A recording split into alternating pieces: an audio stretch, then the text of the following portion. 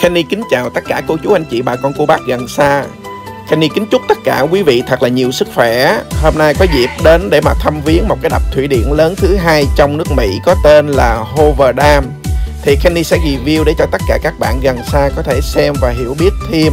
Đây là một cái đập thủy điện cung cấp điện cho khoảng 4-5 cái tiểu bang của nước Mỹ. Nếu như các bạn nào mà lần đầu tiên mà xem video của Kenny mà chưa có đăng ký kênh thì nhớ đăng ký kênh để cập nhật những cái video mới nhất.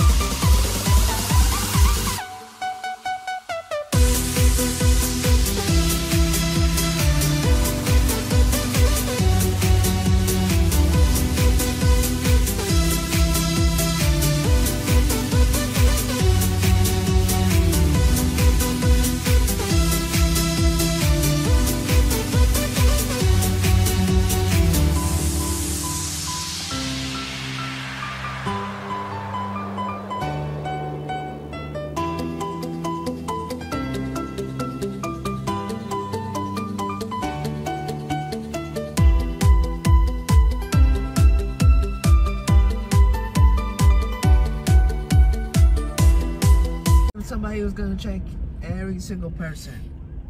À, Cái đây security kìa. checkpoint nha. It's a security, dude.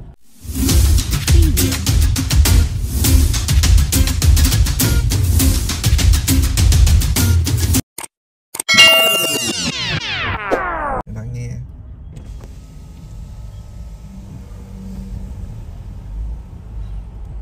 Excuse, go. Guys are waiting.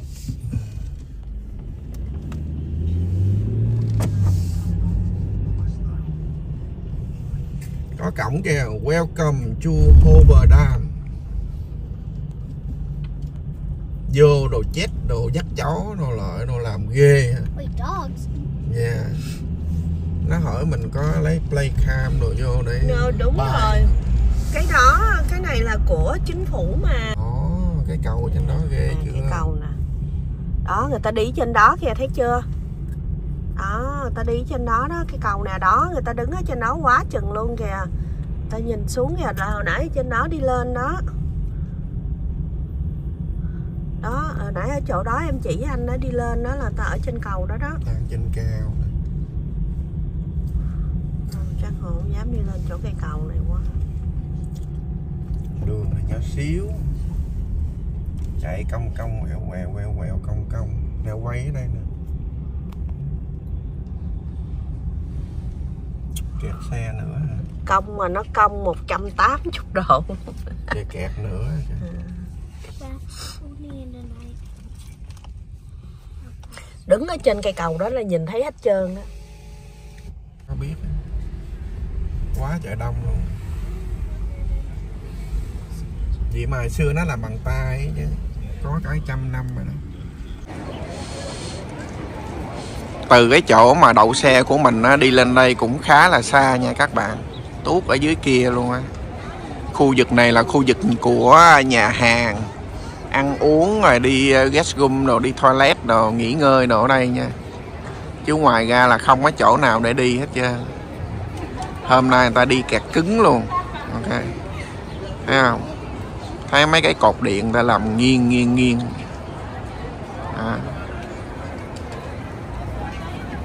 Thấy chưa? Khu vực này đi guest room nè. Ai mà đi tới đây là cũng phải muốn đi guest room, phải đi vô đây. Xa quá chừng xa luôn. Đậu xe tuốt ở dưới kia. Đi xuống dưới đây rất là xa nha các bạn. Mấy người già mà đi tới đây là muốn đi guest room là chắc tội dữ lắm. Đi không nổi đâu. Ok. Ngay cái nhà hàng ăn ngồi ăn nè, thấy chưa? Nhìn lên thấy cây cầu cao quá chừng cao luôn.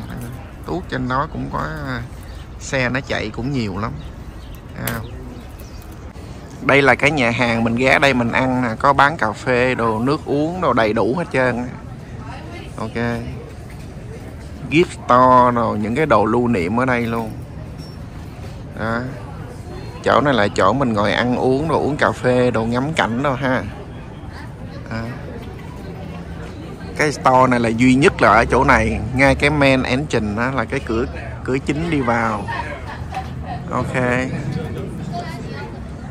Ở đây mình có thể mình ngồi mình ngắm cảnh đó nè. Thấy cái cầu cao quá chừng luôn ở trên đó kìa các bạn. Hồi xưa người ta làm bằng tay, người ta làm dây, người ta đu không phải không? Công nhận hay dễ sợ. Làm bằng dây để mà ta đu lên đu xuống. Công trình thủy điện rất là lớn luôn. Nó phục vụ cho biết bao nhiêu mấy trăm ngàn căn nhà để mà tạo cái năng lượng điện cho người ta sử dụng. Hoover Dam người ta đi chơi quá trời đông mà thấy không? Vui chưa? Vui chưa? Đó, xe đồ cặt cứng hết trơn mà thấy không? Quá chừng xe luôn, người đeo như kiến.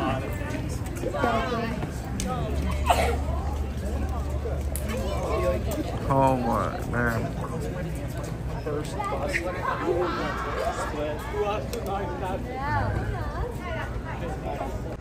Tuốt ở dưới luôn nè, sâu kinh khủng luôn nè.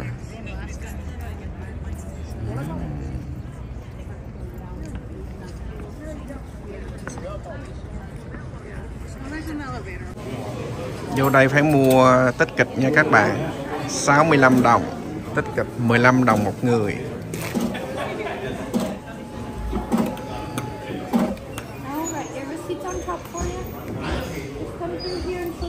Mình đi một cái tour xuống cái dam.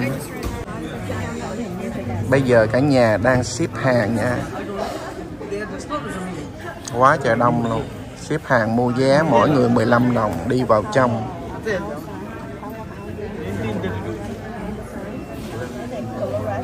Vô có security check này nè, đầy đủ.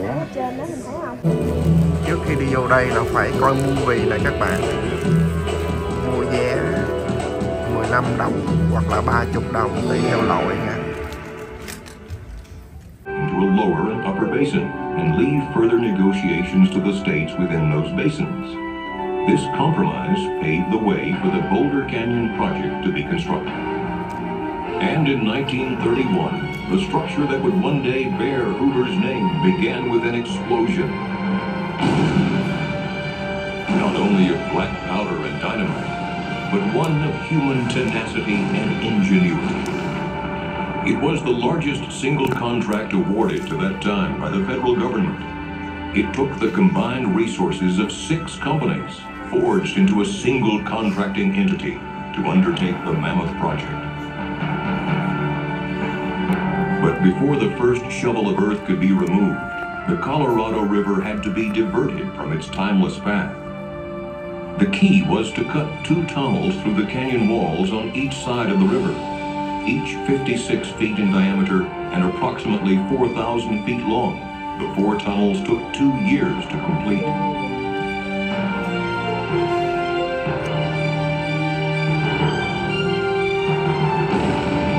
With the tunnels open and cofferdams in place, the Colorado River had no choice but to leave its riverbed and flow through the man-made corridors. With the river diverted, steam shovels dug through as much as 135 feet of silt, mud, and gravel to reach bedrock. And there, Hoover Dam began as a simple square wooden form filled with concrete, followed by more than 3 million cubic yards of concrete over the next 2 years.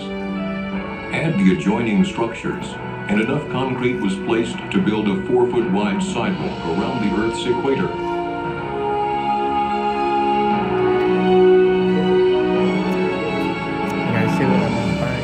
Heat from the setting concrete was predicted to take more than 100 years to cool, but engineers fashioned 1-inch steel pipe inside each concrete block before it was poured. A refrigeration plant so massive it could produce a 1,000-ton iceberg every day continuously pumped cold water through the pipes, cooling the concrete so construction was never interrupted.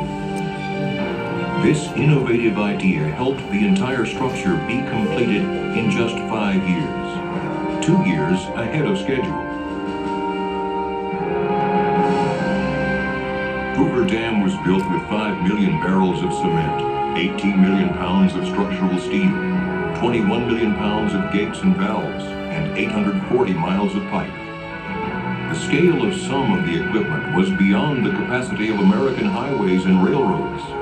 The pipes that would carry water from the reservoir to the generators were so large they could not be shipped, so a manufacturing plant was created to build them at the site.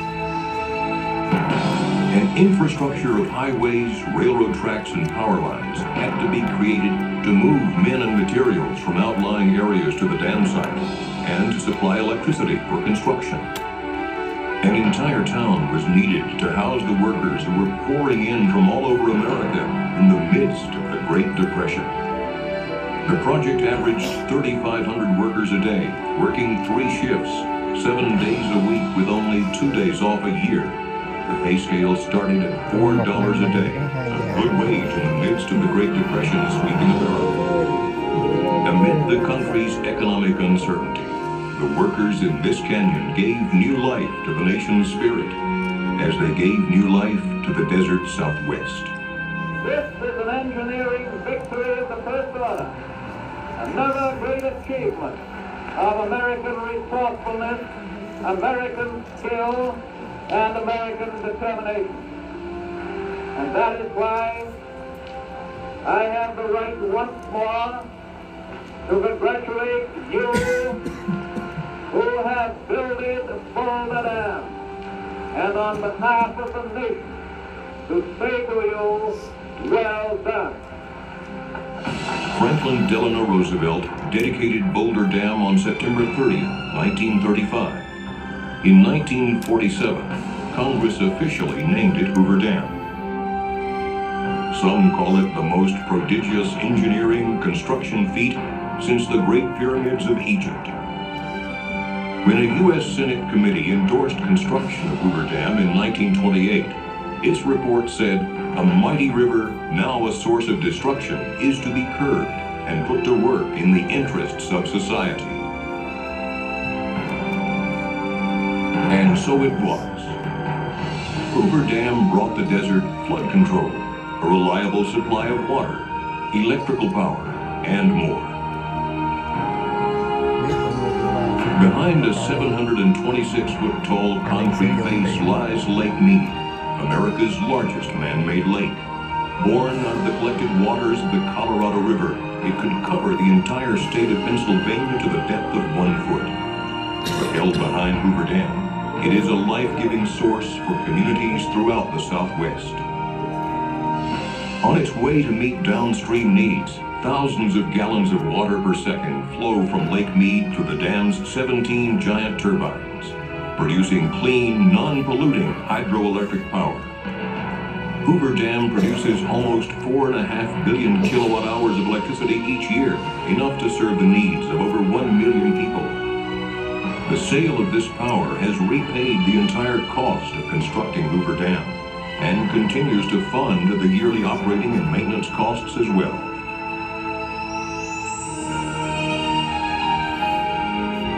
Hoover Dam helped ensure a future for the communities that settled along the river and the low, flat valleys of Southern California and Southwest Arizona.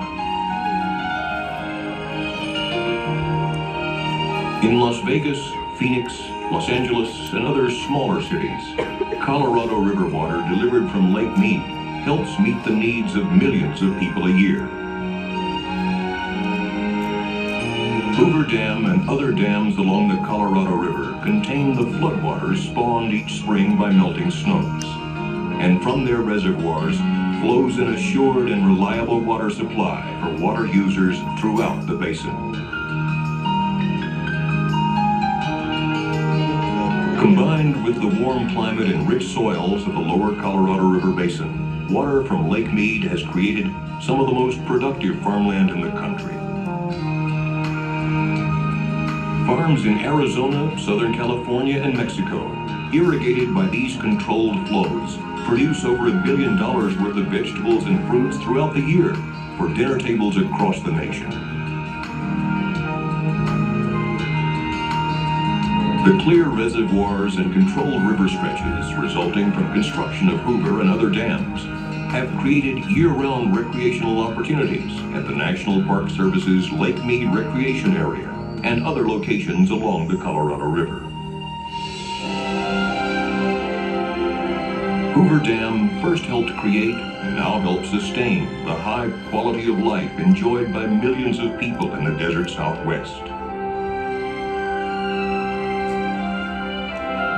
At Hoover Dam and its other projects throughout the West, the Bureau of Reclamation is focused on efficient, effective, environmentally sensitive water resources management to help ensure our limited water supplies can meet the needs of all who depend on them.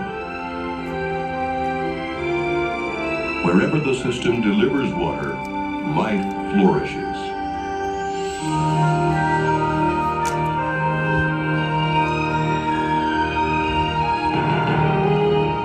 Herbert Hoover, engineer, humanitarian, politician, fisherman, and conservationist, believed, as did many others, in a vision where man could affect nature for the good. With every touch of its coarse concrete skin and each sparkle that dances behind its crown, Hoover Dam reminds us of the need to dream noble purposes and the strength of the human spirit to achieve great aspirations.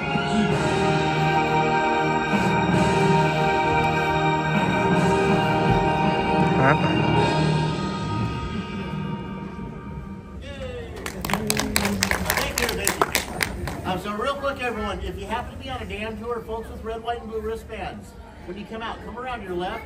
We're going to give you a little information about what you do while you're waiting for your tour. Everyone else on the power plant tour, I'm going to get you in line right now. So come on out, I'll help you get in line. Coi movie xong rồi đó, giờ đi ra ngoài. Cái gì? Cái gì? Quá trời người luôn.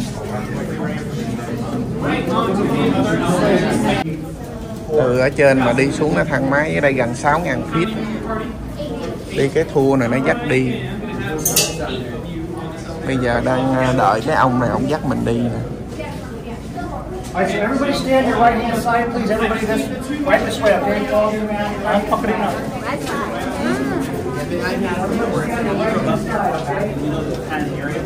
Right down there, that's okay? Everybody just stand to your right, please. Thank you. Ồ, coi nó làm thôi kìa. Cái công trình kinh khủng chưa? Mấy tiểu bang sử dụng nước luôn. Mình cũng sử dụng nước ở đây luôn, South California, Arizona.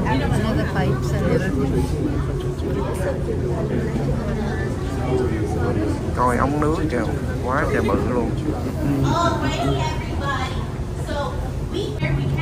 We've entered from that canyon wall and into what we call a diversion tunnel. So we're facing this way. This is 56 feet blasted out with dynamite in diameter, lined with 3 heavy feet of concrete. And where we are right now is called Inter-Nevada Diversion Tunnel. You can't build a dam in the middle of a moving river. You have to first move the river out of the way. And to do that, they would blast out 4 tunnels in the middle of the surrounding canyon. And so then the river would be parted in 4 ways. See that here? So the river would be parted, and when they part the river, that allows them to have construction space clear in the middle of the canyon to make the dam, okay?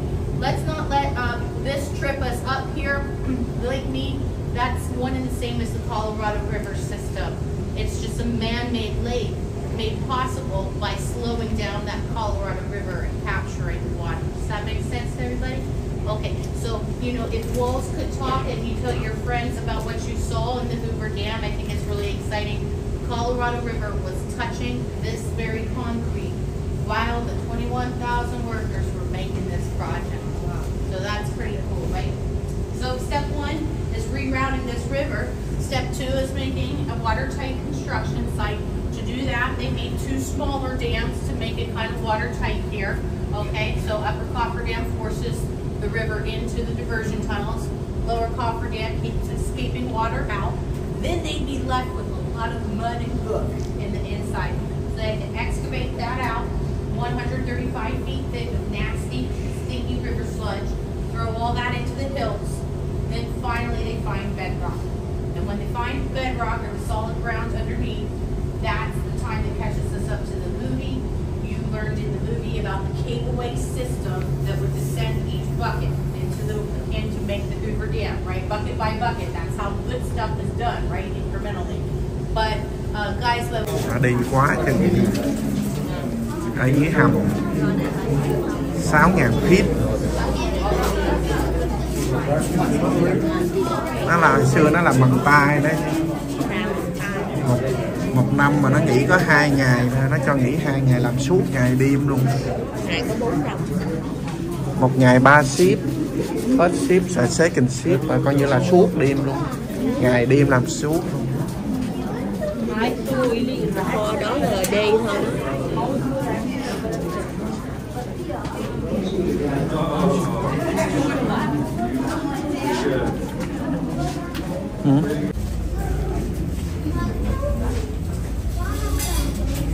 Đi con group hết nha, có người dắt đi group từ group. And your left, enjoy your tour. Right here.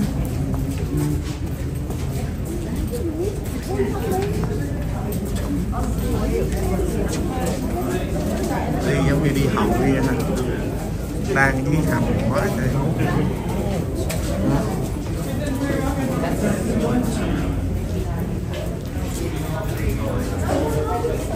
Không nói gì lạ quá trời.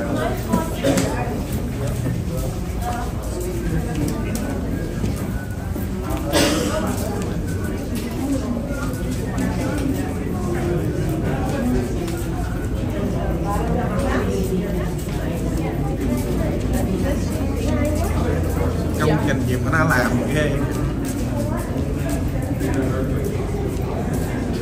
Nước mình xài mỗi ngày cũng là do ở đây luôn á. The water we use every day là ở đây.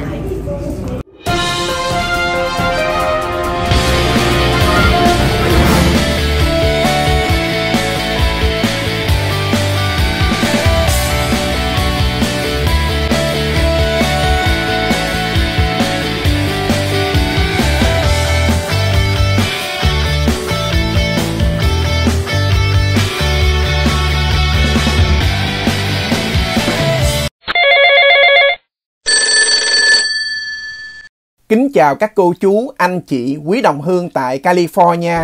Kenny Phan là một chuyên viên bất động sản trên 18 năm kinh nghiệm. California hiện tại có khoảng 40 triệu người đang sinh sống, đông nhất trong 50 tiểu bang của Mỹ. Thị trường bất động sản tại California luôn tăng vọt một cách nhanh chóng. Cho dù điều kiện của quý vị như thế nào, quý vị cũng có quyền sở hữu cho mình một căn nhà đầu tiên để ở. Quý vị nào muốn bán nhà nhanh, giá cao, tiết kiệm thời gian và tiền bạc, hoặc mua nhà lần đầu với phân lời thấp nhất, hãy liên lạc trực tiếp cho chúng tôi để được tư vấn miễn phí. Nếu quý vị có bất cứ câu hỏi nào liên quan đến mua bán nhà cửa, đất đai, cơ sở thương mại hay công nghiệp, hãy gọi ngay hôm nay tại số phone 626 899 5679. Mọi thắc mắc của quý vị sẽ được giải đáp ngay. Kính chúc quý vị luôn khỏe mạnh, may mắn và thành công. Xin chào và hẹn gặp lại.